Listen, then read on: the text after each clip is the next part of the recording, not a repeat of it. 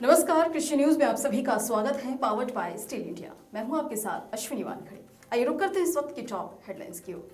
रीवा के सुंदरजा आम के अलावा दुबरा चावल को भी मिला जीआई टैग, किसानों को होगा बड़ा फायदा। कई लोगों के खिलाफ सख्त हुई केंद्र सरकार, दाल की बढ़ती कीमतों पर लगेगी लगाम। गाय भैंस के गर्भदान में आ रही है दिक्कत, अब लड्डू करेगा पशुओं की समस्याओं का समाधान। मौसम की मार झेल रहे किसानों के लिए ऐलान हुआ, फसलें बर्बादी पर 15,000 तो मकान ढहने पर मिलेंगे 95,000। 14वीं किस्त से पहले किसानों के लिए बड़ी खुशखबरी, खाते में आएंगे 15 लाख रुपए। गुजरात कृषि विश्वविद्यालय ने बनाया सिंचाई और फर्टिगेशन सॉफ्टवेयर, अब होगी पानी की बचत। खेत का पानी खेत में और गांव का पानी गांव में, धानुका ने दिया जल संरक्षण का संदेश। G20 अध्यक्षता के तहत पर्यावरण कार्य समूह की दूसरी बैठक में सदस्य देशों ने दी अपनी प्रस्तुतियां। दिल्ली में छाए रहेंगे बादल, कई राज्यों में बारिश के आसार।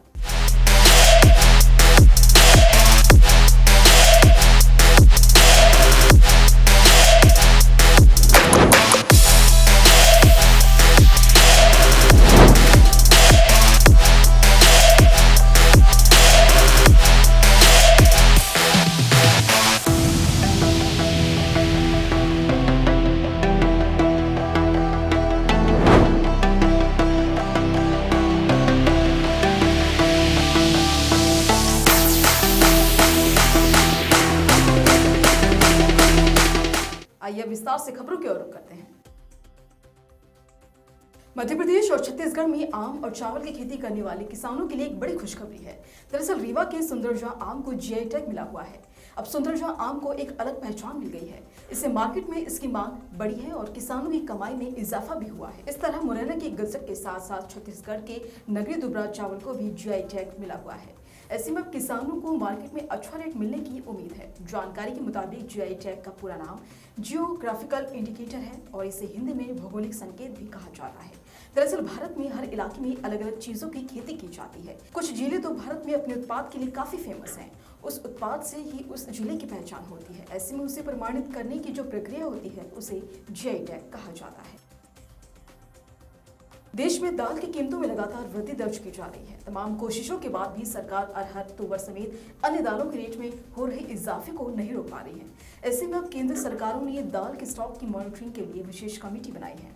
इस कमेटी की अध्यक्षता उपभोक्ता मंत्रालय की अतिरिक्त सचिव निधि खरे करेंगी। सरकार ने ये कदम दाल को जबरदस्ती स्टोर करने से रोकने और कीमतों को नियंत्रित करने के लिए उठाया है, क्योंकि सरकार का कहना है कि हाल ही के महीनों में पर्याप्त मात्रा में दालों का आयात देश में किया गया है और इसके बावजूद भी कीमतें बढ़ रही हैं।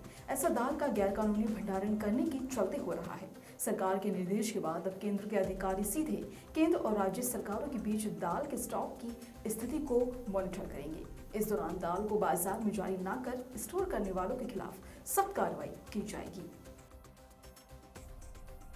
गाय भैंसों में गर्भधारण न कर पाने की समस्या अब आम हो गई है। इस समस्या से निपटने के लिए कई बार पशुपालक नाप शनाप तरीके भी अपनाते हैं और इस दौरान वे अपने दुधारू पशुओं के स्वास्थ्य के खिलाफ खिलवाड़ भी कर जाते हैं और इसके बाद भी सफल नहीं हो पाते हैं। वे अपनी गाय भैंस को बेसहारा सड़कों पर छोड़ देते हैं और इसी स्थिति से निपटने के लिए भारतीय पशु अनुसंधान संस्थान द्वारा एक लड्डू बनाया गया है। इस लड्डू के खिलाने से गाय भैंस समय पर गर्भधारण कर सकती है। पशु पोषण विभाग के पूर्व प्रधान वैज्ञानिक डॉक्टर पुतान सिंह बताते हैं कि ये लड्डू IVRI ने बनाकर रखा है और संस्थान अब ऐसे व्यवसायियों की तलाश में है जो इस लड्डू को उनसे खरीदे ताकि इसे मार्केट में उतारकर पशुपालकों को ज्यादा से ज्यादा लाभ पहुंचाया जा सके। बेमौसम बारिश और ओलावृष्टि का कहर पंजाब को भी झेलना पड़ा है।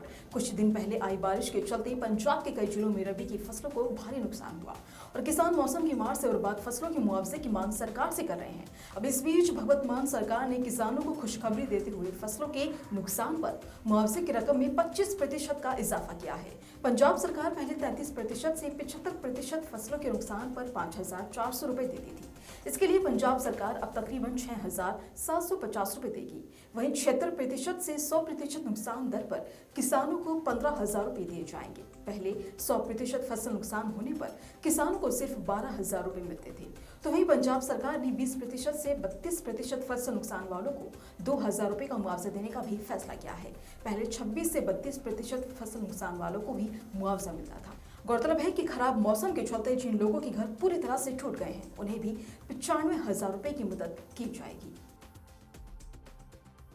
किसानों की आय को दोगुना करने के लिए केंद्र और राज्य सरकारें लगातार प्रयासरत हैं। साथ ही ऐसी योजनाएं भी चलाई जा रही हैं जिससे किसानों की आर्थिक स्थिति को मजबूत बनाया जा सके।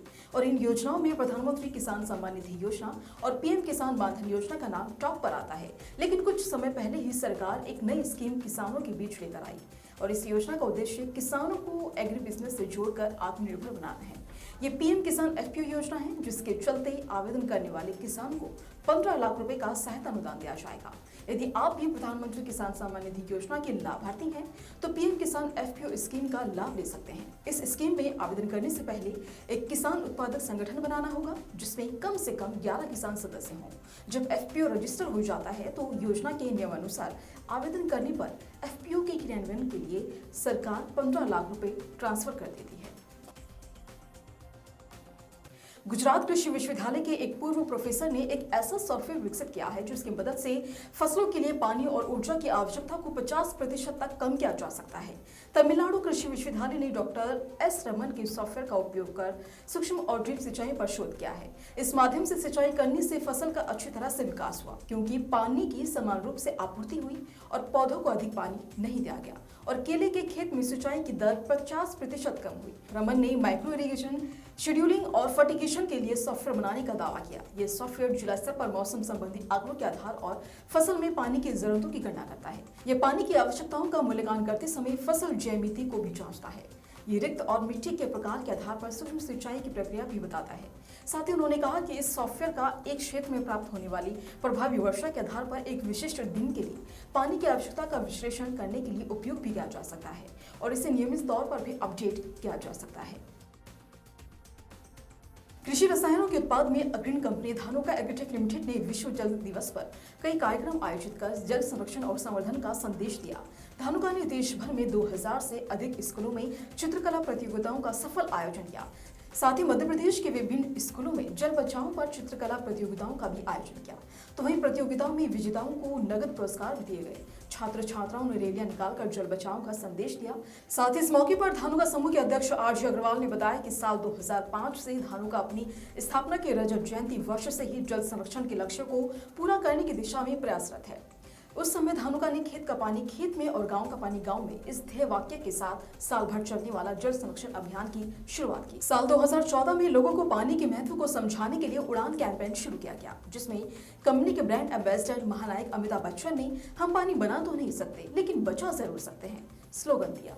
इस दुनिया में जल के बिना सब कुछ सूना है, जल है तो कल है। इस बात को रेखांकित करते हुए यूट्यूब पर एक डॉक्यूमेंट्री भी लॉन्च की गई।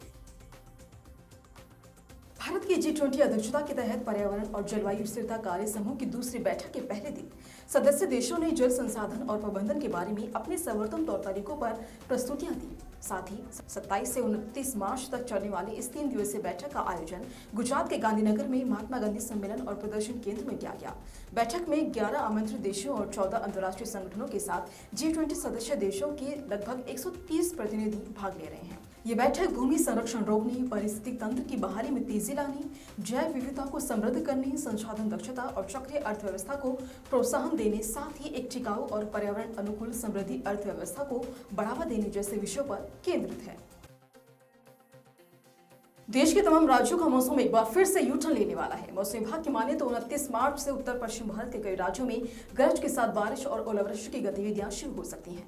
वहीं 30 और 31 मार्च को बिहार, झारखंड, ओडिशा, पश्चिम बंगाल और सिक्किम में गरज के साथ बारिश हो सकती है। तो वहीं देश की राजधानी दिल्ली में आज न्यूनतम तापमान 17 और अधिकतम तापमान 31 डिग्री सेल्सियस तक रह सकता है। वहीं नई दिल्ली में आज आंशिक तौर पर बादल भी छाए रहेंगे।